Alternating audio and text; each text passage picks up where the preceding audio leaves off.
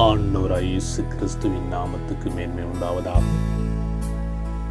அப்போஸ்தலனாகிய பவுல் கொலோசியருக்கு எழுதின நிருபம் 3வது அதிகாரம் வசனம் 4 இப்படியாய் சொல்லுகிறது: நம்முடைய ஜீவனாகிய கிறிஸ்து வெளிப்படும்போது நீங்களும் அவருடைய கூட மகிமையிலே வெளிப்படுவீர்கள்.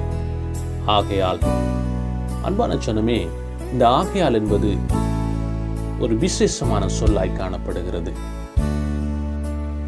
ஆகையால் விபசாரம், அசுத்தம், மோகம், துரிச்சை, விக்கிரகாராதனையான பொருளாசை ஆகிய இவைகளை பூமியில் உண்டு பண்ணுகிற உங்கள் அவயங்களை அழித்து போடுங்கள் என்பதாய் இங்கே கொலோசியரிலே பதிவு செய்யப்பட்டிருக்கிறது.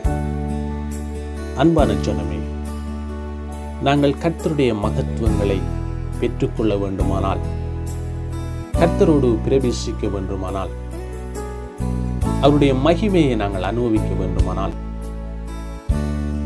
விக்கிரக ஆராதனையான பொருளாசையை நாங்கள் விட்டுவிட வேண்டும்.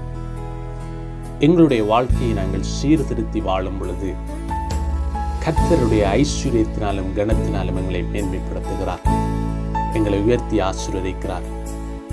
அன்பான சகோதரனே, சகோதரியே, நீங்கள் கர்த்தருடைய சித்தத்தை புரிந்து வாழும் பொழுது ஏற்ற காலத்தில் கர்த்தர் உங்களை ஆசீர்வதிப்பார். உங்களுடைய சித்தத்தின்படி நீங்கள் வாழ்ந்து பொருள் ஆசைகளிலும் விக்கிரக ஆராதனைகளிலும் பாவத்திலும் அசுத்தத்திலும் நீங்கள் வாழும் பொழுது பரலோகம் உங்களை விட்டு தூரமாய் போகிறது. ஆண்டவராகிய இயேசு கிறிஸ்து உங்களை ஆசீர்வதித்து கர்த்தருடைய வார்த்தையை சரியாய் விளங்கிக் கொள்ள உதவி செய்வாராக. God bless you.